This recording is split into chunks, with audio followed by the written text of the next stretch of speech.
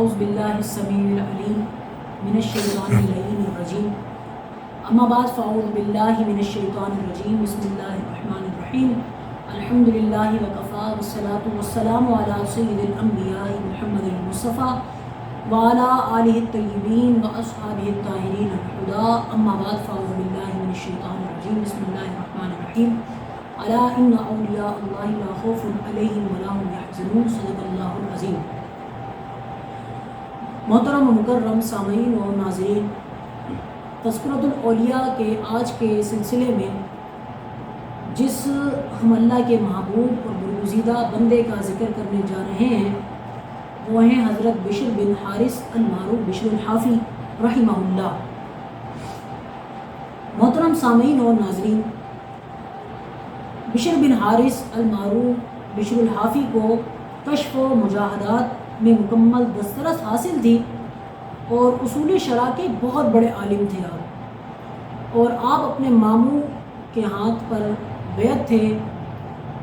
آپ کے توبہ طائب ہونے کا واقعہ اور آپ کو جو بلند و بالا مقام و مرتبہ ملا، اس کا پس منظر یہ ہے کہ ایک مرتبہ آپ دیوانگی کی عالم میں یعنی نشر کی حالت میں ایک راہ سے ایک رستے سے گزر رہے تھے۔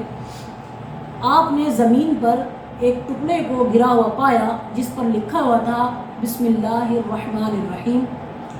آپ نے اس کو اٹھایا، اس کو صاف کیا اور اس کو خوشبو سے معطر کر کے ایک بلند مقام پر رکھ دیا۔ پھر آپ اس رات جب سوئے تو خواب میں دیکھا کہ کسی درویش کو اللہ تبارک و تعالیٰ یہ حکم دے رہا ہے کہ تم بشر الحافی کے پاس جاؤ اور ان کو جا کر یہ خوشخبری سنا دو کہ تو نے ہمارے نام کو معطر کر کے بلند مقام پر رکھا، تو ہم اب تجھے تیرے نام کو معطر کر کے ہم تجھے بہت بڑے مراتب عطا کریں گے۔ چونکہ آپ بہت فسق و فجور میں کی طرف مائل تھے، جب آپ صبح کو بیدار ہوئے تو آپ نے سوچا کہ یہ خواب درست نہیں ہو سکتا، صحیح نہیں ہو سکتا۔ اس کی وجہ یہ ہے کہ میں تو بہت فاسق ہوں، فاجر ہوں، بڑا ظالم آدمی ہوں، بڑا گنہگار، سیاہکار، خطا کار ہوں، مجھے یہ مقام اور مرتبہ کیسے مل سکتا ہے؟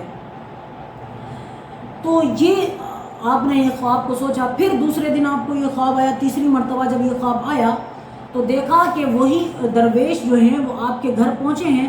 وہاں سے معلوم ہوا درویشوں کو کہ آپ میکدے میں موجود ہیں۔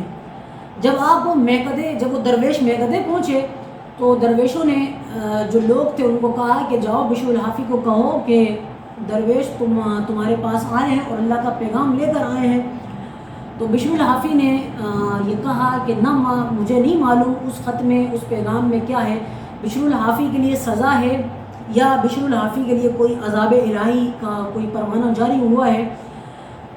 تو جب آپ میکدے سے باہر نکلے تو آپ سچے دل سے توبہ ہو کر وہاں سے باہر نکلے، اور جس کے بعد اللہ تعالیٰ نے، آپ نے سچے دل سے توبہ کی، اس کے بعد اللہ تبارک و تعالیٰ نے وہ عظیم مراتب آپ کو عطا فرمائے۔ آپ کا ذکر بھی قلوب کے لیے سکون بن گیا۔ اب آپ کا عالم یہ تھا کہ آپ اس احساس کی وجہ سے ننگے پاؤں رہا کرتے تھے کہ زمین کو اللہ تعالیٰ نے فرش فرمایا ہے، اس لیے شاہی فرش پر جوتے پہن کر چلنا آداب کے منافی سمجھتے تھے، اور فرماتے تھے کہ شاہی فرش پر جوتا پہن کر چلوں تو یہ شاہی فرش کے منافی ہے، آداب کے، اس لیے آپ جو ہے ننگے پاؤں خدا کی زمین پر چلا کرتے تھے۔ اس لیے آپ کا جو نام کے ساتھ حافی ہے، اس لیے آپ کے نام کے ساتھ حافی کہا جانے لگا، اور آپ کا اب جو نام مشہور ہو گیا وہ بشر حافی کے نام سے مشہور ہو گیا۔ حضرات محترم، اولیاء کرام کی ایک جماعت گزری ہے کہ ایسی جماعت بھی تھی جو نہ ڈھیلے سے استنجا کرتی تھی اور نہ ہی زمین پر وہ تھوکتی تھی، کیونکہ انہیں ہر شے میں، ہر جگہ انوار الہی کا ظہور محسوس ہوتا تھا۔ چنانچہ بشر حافی بھی اس جماعت کا حصہ تھے اور اسی جماعت سے تعلق رکھتے تھے، اور آپ کبھی بھی زمین پر تھوکتے نہیں تھے اور آپ ڈھیلے سے استنجا نہیں کرتے تھے۔ اور بعض صوفیہ کے نزدیک چونکہ نور الہی چشم سالک میں ہوا کرتا ہے، اس لیے اسے ہر جگہ ہر سو خدا کا جلوہ نظر آتا ہے، اور بشر الحافی بھی انہی لوگوں میں سے تھے کہ چشم سالک میں ان خداوند جو ہے وہ ان میں سمایا ہوا ہوتا ہے، تو آپ کو ہر جگہ ہر سو اللہ تبارک و تعالیٰ جو ہے وہ نظر آتا تھا۔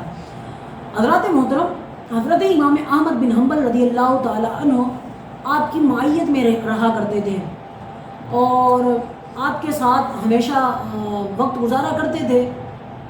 آپ کے عقیدت مندوں نے، آپ کے شاگردوں نے کہا کہ آپ بہت بڑے محدث ہیں، عالم ہیں، کیا وجہ ہے کہ آپ بہت عالم ہو کر، ایک بڑے محدث ہو کر آپ ایک خبتی کے ساتھ رہتے ہیں، ایک گناہ گار کے ساتھ رہتے ہیں؟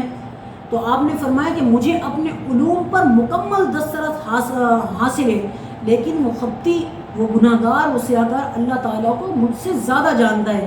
اسی وجہ سے امام صاحب اکثر آپ سے استدعا کرتے تھے، یعنی امام احمد بن حنبل حضرت بشر الحافی سے کہا کرتے تھے مجھے خدا کی باتیں سناؤ۔ تو یہ تھا حضرت بشر الحافی کا مقام اور مرتبہ کہ امام احمد بن حنبل جو مشہور فقیہ اور بہت بڑے محدث عالم ہیں، وہ حضرت بشر الحافی کی مجلس میں رہا کرتے تھے اور ان سے خدا کی باتیں سنا کرتے تھے۔ حضرات محترم، بشر الحافی نے خواہشات کو کس طرح ہمارا مشہور ہے کہ آپ نے آپ سے دریافت کیا کہ کس چیز کا سالن کھانا چاہیے، فرمایا کہ عافیت کا سالن کھاؤ۔ اور یہ بھی مشہور ہے کہ 40 برس تک خواہش کے باوجود کبھی بھی آپ نے بکری کی سری نہیں کھائی۔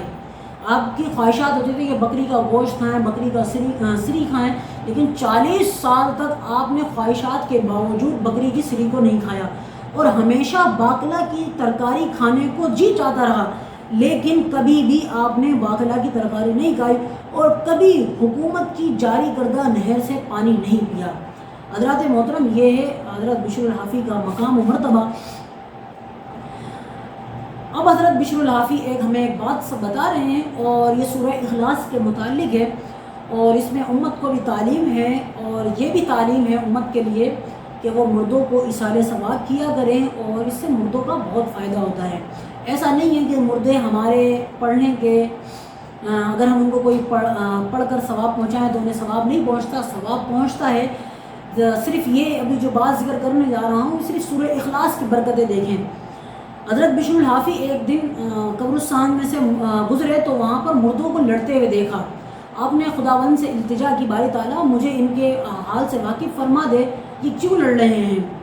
اور جب آپ کو اللہ تبارک و تعالیٰ نے اتنا یہ مقام عطا کر دیا تو آپ نے مردوں سے پوچھا کہ بھائی تم کیوں لڑ رہے ہو؟ تو انہوں نے کہا کہ پچھلے ہفتے میں ایک شخص سورہ اخلاص پڑھ کر ہمیں اس کا ایصال ثواب کر گیا تھا، تو ہم ایک ہفتے سے اس ایصال ثواب کو اپنے درمیان تقسیم کر رہے ہیں۔ حضرات محترم، تو معلوم یہ ہوا کہ ایک سورہ اخلاص ایک مرتبہ اس شخص نے پڑھی ہے اور وہ مردوں کو ایصال ثواب کر دیا، تو مردے وہ آپس میں لڑ رہے ہیں اور ایک ہفتے تک آپس میں وہ ایصال ثواب کو کیا کر رہے ہیں؟ تقسیم کر رہے ہیں۔ یعنی اس سے یہ ثابت ہوا کہ سورہ اخلاص میں اتنی برکت ہے کہ ایک ہفتے تک مردے جو ہیں وہ آپس میں اس کا کیا ثواب آپس میں تقسیم کرتے رہتے ہیں۔ یہ کم سے کم مقدار بھی ہو سکتی ہے، اللہ تبارک و تعالیٰ بڑھانا چاہے تو بڑھانے پر بھی قادر ہے۔ حضرات محترم، ایک مرتبہ حضور سید عالم صلی اللہ تعالیٰ علیہ وسلم کی آپ کو زیارت نصیب ہوئی۔ حضور علیہ السلام نے پوچھا، اے بشر، کیا تجھے علم ہے کہ تیرے دور کے بزرگوں سے تیرا درجہ کیوں بہت اعلیٰ اور اونچا ہے؟ تو بشر عرض کرتے ہیں، یا رسول اللہ صلی اللہ علیہ وسلم مجھے اس کا علم نہیں۔ حضور علیہ السلام فرماتے ہیں کہ تو نے سنت کی اتباع کی اور بزرگوں کی تعظیم کی اور مسلمانوں کو راہ حق دکھاتا رہا، اور میرے اصحاب اور میرے اہل بیت کی تو نے ہمیشہ سے تعظیم اور توقیر کی اور انہیں اپنا محبوب رکھا، اسی لیے اللہ تبارک و تعالیٰ نے تجھے یہ بلند و بالا مرتبہ عطا فرمایا۔ تو اس سے یہ ثابت ہوا کہ حضرت بشر الحافی کو جو مقام و مرتبہ ملا حضرات محترم، وہ ملا ہے ایک تو حضور سید عالم صلی اللہ علیہ وسلم کی سنت پر عمل کرنے کی وجہ سے، بزرگوں کی تعظیم کی وجہ سے، اور اہل بیت اور اصحاب رسول کی سے محبت کرنے کی وجہ سے۔ حضرات محترم، آپ نے کچھ ارشادات امت کو بتلائے ہیں۔ آپ اکثر یہ فرمایا کرتے تھے کہ پانی جب تک رواں رہتا ہے صاف رہتا ہے، اور جب رک جاتا ہے تو گدلا اور کیچڑ جیسا ہو جاتا ہے۔ اور آپ نے یہ بھی فرمایا کہ جو دنیاوی عزت چاہتا ہے اسے 3 چیزوں سے کنارہ کش رہنا چاہیے۔ فرمایا اول مخلوق سے اظہار حاجت کرنا، دوسرا دوسروں میں عیب نکالنا، تیسرا کسی کے مہمان کے ہمراہ جانا۔ اور حضرات محترم، عبادت کی کس طرح لذت انسان کو حاصل ہو سکتی ہے یہ بھی بشر الحافی نے بتایا۔ آپ نے فرمایا کہ یہ تصور کرنا کہ لوگ ہمیں بہتر سمجھیں محض حب دنیا کا مظہر ہے، اور جب تک بندہ نفس کے سامنے فولادی دیوار قائم نہیں کر لیتا اس وقت تک عبادت میں لذت اور حلاوت حاصل نہیں کر سکتا۔ آپ نے فرمایا کہ 3 کام بہت مشکل ہیں، اول مفلسی میں سخاوت کرنا، دوسرا خوف میں صداقت، تیسرا خلوت میں تقوی۔ حضرات محترم، یہ آپ کے کچھ ارشادات تھے۔ انتقال کے بعد کسی نے خواب میں آپ سے پوچھا کیا حال ہے آپ کا؟ فرمایا کہ اللہ تعالیٰ مجھ سے اس لیے ناراض ہوا کہ تو دنیا میں اس سے اتنا زیادہ کیوں خائف رہتا تھا؟ پھر اسی شخص نے خواب میں دیکھا تو بشر الحافی فرماتے ہیں کہ اللہ تبارک و تعالیٰ نے میری مغفرت فرما دی ہے، اور اللہ تعالیٰ نے یہ بھی فرمایا کہ خوب اچھی طرح کھا لو اور پیو دنیا میں۔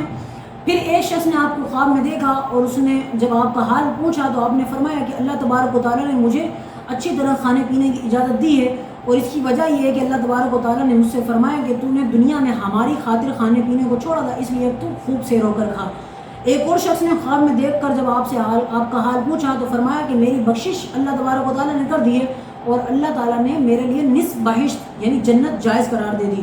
اور یہ بھی ارشاد فرمایا کہ اگر تو آگ پر، اللہ تبارک و تعالیٰ بشر الحافی سے فرما رہا ہے کہ اگر تو آگ پر بھی سجدہ ریزی کرتا رہتا جب بھی اس چیز کا شکر ادا نہیں کر سکتا تھا کہ ہم نے لوگوں کے قلوب میں تجھے جگہ دی۔ پھر ایک اور شخص نے خواب میں دیکھ کر حال دریافت کیا تو فرمایا کہ اللہ تعالیٰ نے میری مغفرت کر کے یہ فرمایا کہ جب ہم نے تجھے دنیا سے اٹھایا تو تجھ سے افضل اور کوئی شخص نہ تھا۔ حضرات محترم، یہ ہے حضرت بشر الحافی کا مقام و مرتبہ۔ صرف بشر الحافی کا مقام و مرتبہ یہ نہیں ہے، ایک مرتبہ امام احمد بن حنبل کے پاس ایک خاتون آتی ہے اور کہتی ہے کہ اے امام مجھے ایک سوال کا جواب دیجئے، کچھ روز پہلے میں سود کاٹتی ہوں، کچھ روز پہلے شاہی سواری کا میرے پاس سے گزر ہوا، جب گزر ہوا تو میں نے کچھ زائد سود کاٹ لیا، اب مجھے اس بات کا جواب دیجئے کہ جو میں نے سود کاٹا ہے وہ آیا میرے لیے زائد، وہ جائز ہے یا جائز نہیں؟